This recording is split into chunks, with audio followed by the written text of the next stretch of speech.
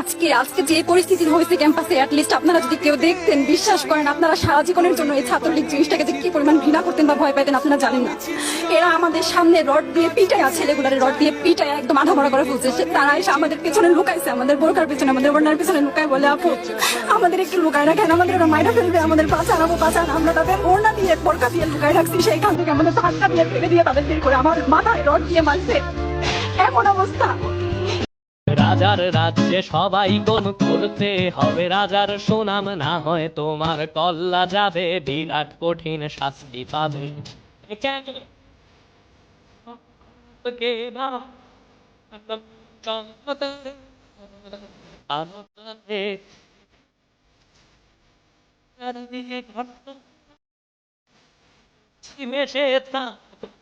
অবশেষে